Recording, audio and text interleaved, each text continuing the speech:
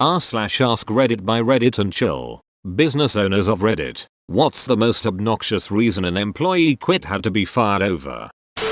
Pawn shop employee stole $400 from the cash register, then realized that there were video cameras. He had no idea where the security footage was stored, so in order to cover his tracks he set the store on fire. He actually ended up getting pretty badly burned in the process and went to jail right after the hospital. I guess you could say he got fired twice that day. Oh, burn. Smoked him. Had a guy who we hired who showed a lot of potential.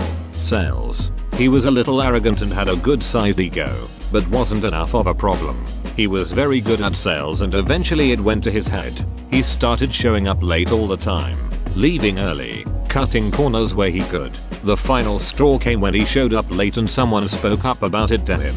He decided the best choice of words he could yell were, "I make the most sales and I have the biggest dong, so you can all duck off." He was fired on the spot. Customers thought it was pretty funny though. In his defense, if he was making more sales with half the amount of time and meeting quotas, I'd DK if I would have cared, haha. But I would have fired him for saying that, so whatever. Yeah, we do let some things slide when someone's sales are up, but this wasn't something we could excuse, lol. I used to own a bakery and a woman quit because she blamed her yeast infection on a bad batch of yeast I bought from China. I may be a guy, but I don't think that's how it works. Depends on what she's using for a bread box. Oh, bread box with Sandra Bullock? She might have just been trying to get a rise out of you. The company I work is a contractor for a giant corporation and we go to different stores to do work. This new guy we hired seemed normal at first, but it turned out he was a complete ducking idiot. So one day, he goes on site with one of the senior employees to shadow him.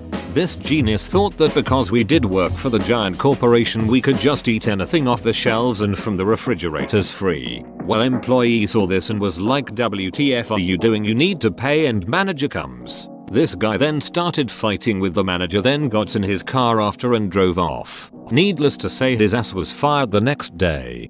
Now he has some food for thought. You leave now. Sounds like me. Seemed normal at first, but it turned out he was a complete ducking idiot. Medical clinic. An employee told a patient he wants to know what she tastes like. Doesn't get much worse. Not many exit interviews start with, "We really hope that was just sexual harassment, but we're gonna inventory the samples just in case." Yep, when sexual harassment is the least concerning explanation. My friend's father is a nurse in the OR. He had a patient who was getting a mass removed from her underarm breast area. Genius nurse takes a medical marker and writes solid, "Call me," with his cell phone number on her breast while she was under anesthesia. I used to manage a store in the mall.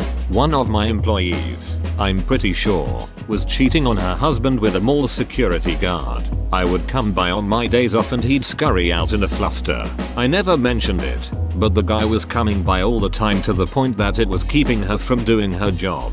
Finally, we had a work meeting and I said in a very non-accusatory way, something like this: "I know it gets slow in here during the week, and I'm guilty of it myself. But from now on I need everyone to keep personal visits to a minimum or during your lunch break." She stands up and starts screaming at me. How dare I accuse her? I'm a beach. She quits. She continued to call me and leave me harassing voicemail for a while too. Jeez, I feel like I would have only acted that way if I were doing quite a bit more than just a personal visit. Oh, damn. Oh, to be the bored employee half listening because it doesn't apply to them. Best meeting ever for them. More cops get chicks. Tool and die shop owner here. One of our machinists would go out for lunch and slam back 3-4 beers every day. When I found out, I told him he can't drink beer at lunch. He said it was his time and what he did at lunch was his business, not mine. The next day he came back from lunch smelling like beer. I let him go on the spot. A few years later he showed up in my office asking for his old job back. He said that he was an alcoholic back then and was sorry for his behavior. He was now sober and needed a job. I hired him on the spot and it worked out great for 5 or 6 years. Then he started drinking again and I had to let him go a second time. I have no idea how he is doing now, but I often wonder. He was a great machinist and a nice guy when he was sober. He was a great machinist. Must have been to liquid lunch on the regular and have still 10 fingers. Definitely, I'm not even sure how much 3 beers affected him. But that's not something I could ignore. If he hurt himself and had any alcohol in him, I would have been ducked. The second time he didn't drink at lunch, but was drunk at 7 AM from the night before.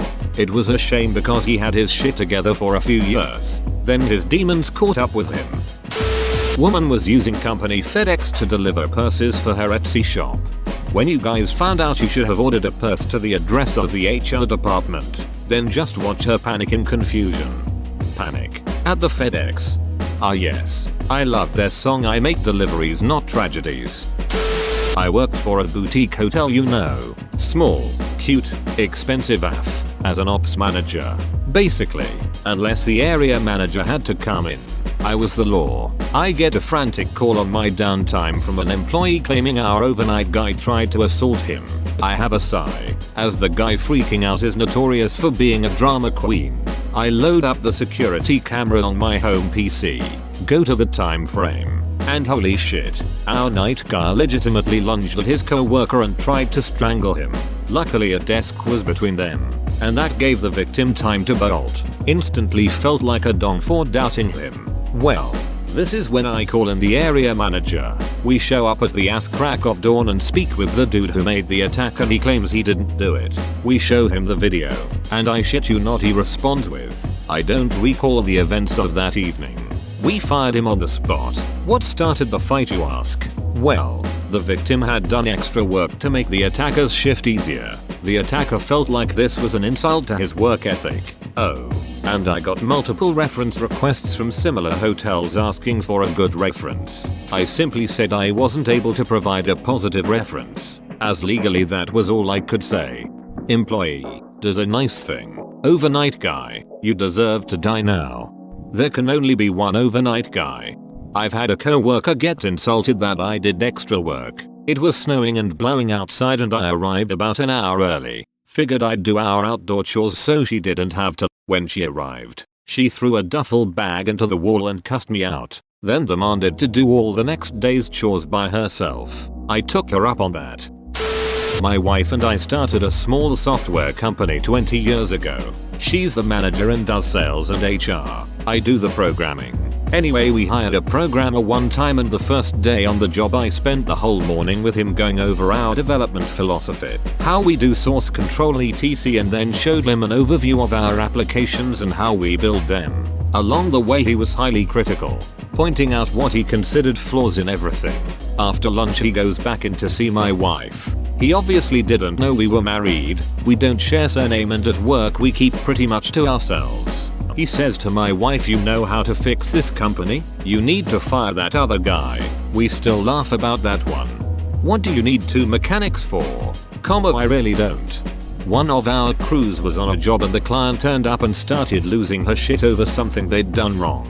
10 minutes later a guy turns up, and as he is wearing high-vis they assume he is also working on the project. We had this one guy who was as dumb as a bag of rocks. He goes up to the newcomer and starts talking about this fat effing BTCH who needs a good slap, and how dare she complain when she obviously doesn't know shit about construction. Turns out the newcomer was that BH's husband. Oh shit, they broke rule number 1. If you don't know who they are, assume they can fire you until proven otherwise. Or don't be a ducking a-hole to anyone. We hired someone to do video photo media work. After a certain point he felt it was selling out and didn't want to do media commercially. He wanted to do business stuff. We asked him which role he would like. If he picked his role, we'd try it out. If he didn't, he would quit. He decided to quit. He couldn't come up with a role. What kind of work is it? Something about the way you worded that has caught my interest. Outdoors tourism. That's selling out. To this guy? For duck's sakes. 9 companies out of 10 have a crazy boring position in the supply chain or do mundane work that needs to be done. I would kill for my same office job, but in something like outdoors tourism. It's literally the best of both worlds. This guy is going to have regrets. Makes you wonder how people like that have gotten as far as they have in life. He was a finisher. Closer. Salesperson was the keyword. Salespeople, good, even mediocre ones can usually find someplace that appreciates them in spite of their other completely weird, nutty, totally unacceptable behaviors. Salespeople have the tendency to get immediate tangible results. A guy just sold 100k widgets, I just made you $1 million. They also tend to be both likable and pushy. About a year ago, I hired a guy who was down on his luck, went against my best judgment. Due to the nature of my business, I usually don't hire people that fit his profile. Out of shape, poor hygiene, etc. It wasn't long before I started hearing complaints from female employees and clients. Turns out that he would often attempt to flirt with women, and when turned down, he would lose his mind and call them terrible names and insults. I don't tolerate that shit, so I gave him a very stern warning. The very next day, I found one of my sweetest female employees visibly upset. Upon inquiring, she said that the dipshit had followed her home yesterday to make sure she got home safely, then showed up this morning to escort her to the office. She was genuinely scared. I called him into my office and told him to scram. He threatened to file a complaint with the Department of Labor for discrimination against men who have an innate need to protect women. Didn't matter. Told him to beat it, and now I'm fighting the stupid claim with the doll. Once you're done that with that hearing and easily win, I'd be tempted, if I were you, to take him to small claims court to offset any costs you can rationalize from this fiasco. I wonder if dude's crazy enough to be the next workplace shooter though, because then it might not even be worth it. Edit. I am ducking blown away as to how this turned into a gun and gun laws argument. Y'all got so triggered by the words shooter and gun and should honestly take a long, hard look at yourselves and why you start useless arguments on the internet. I understand, given the current situation in the world, especially the United States, why that question may arise in someone's mind. But I refuse to be bullied by petty, small-minded people who see themselves as somehow better than the rest of the world. I used to do some consulting work and hired a woman to help out, mostly clerical stuff and whatnot. I flew down to St. Thomas for a meeting and got a call from Sonatrol at 1:30 p.m. She had keys to my building but didn't know about the alarm. Basically, she and her boyfriend brought another couple down to have a foursome in one of my offices I had converted to a bedroom where I could crash if I worked late. So I called her. She answered mid-coitus and acted normal, albeit a little tipsy. I talked about a few mundane details I needed to relay to her anyways and then mentioned to make sure she only was ever at the office between 700 am and 700 pm since there was a silent alarm that would call me with audio of activities in the building. When I got back in town, her keys were sitting on my desk. I guess she ducked up and down, probably sideways, too. I fired a guy because he said he couldn't come to work because it was raining and he had just washed his car the day before. I had an employee call off because it was raining and his car didn't have windshield wipers. That was a brand new excuse for me, so I'll let him have the day off. Once. You can't drive without them. It's basically a death sentence if you try, and it's actually raining. It's something. Obviously depends on the situation. If it makes you feel any better, I legit had this problem once before and the boss was trying to call bluff, but there was nothing I could do. I couldn't see with the rain coming down. A friend and I had a version of this problem while on a road trip. His windshield wipers just quit and we had to get home before the next morning because we had classes. They make rain X or something that repels water, but you still have to drive to get it.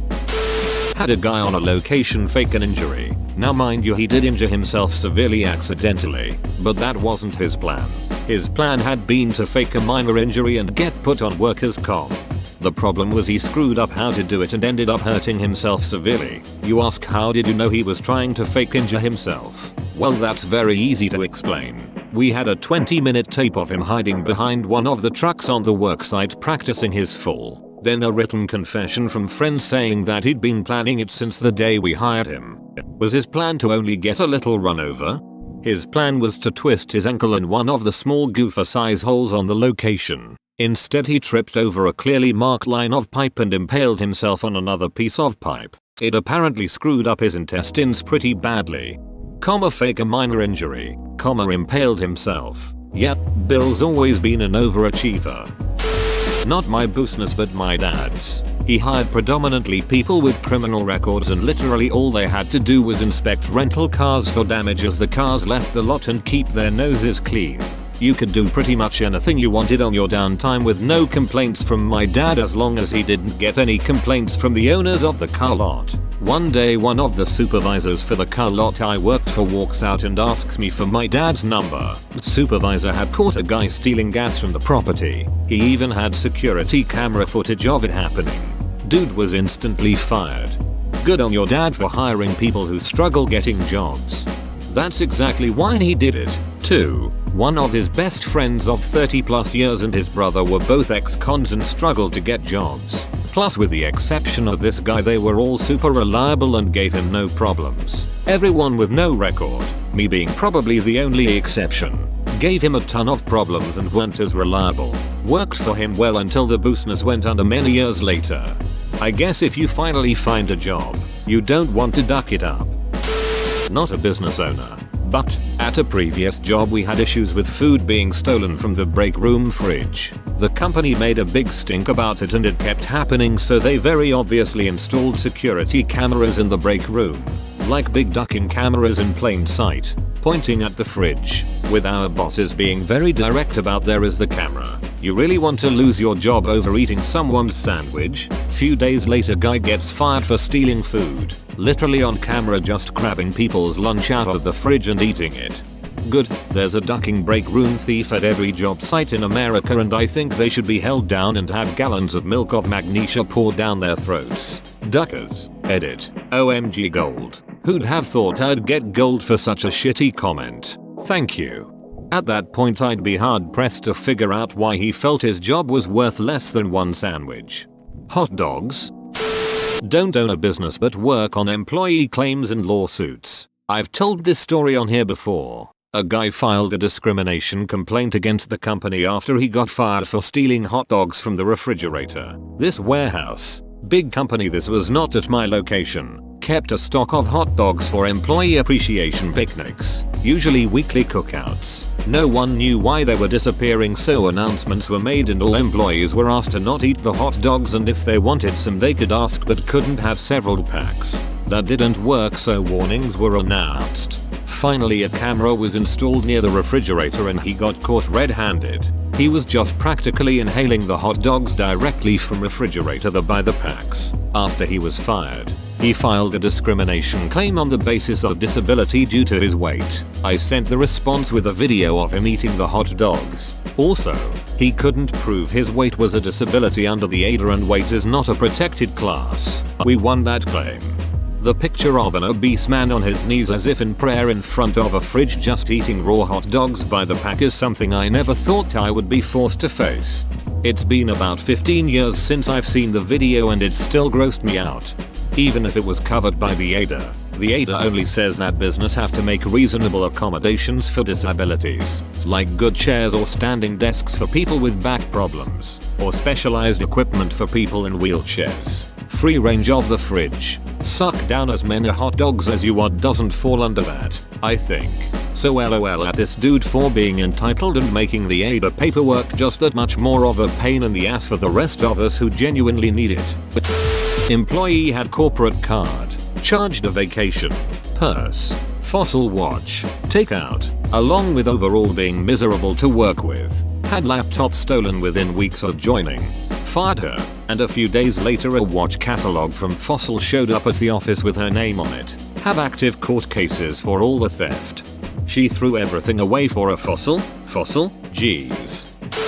The one that instantly jumps to mind was the woman who was fired day 2 of the call center training course because she wouldn't stop touching herself. Not sure how she got through HR screening. This was for a wireless phone company too, not a chat line or anything. Edit. Since people requested details, it was really somewhat sad. She was late 30s, early 40s, and I don't think this was an employment scam or anything of the like, and more likely just a mental compulsion or drugs. It was really not that subtle, but done under a shawl scarf thing draped over her lap.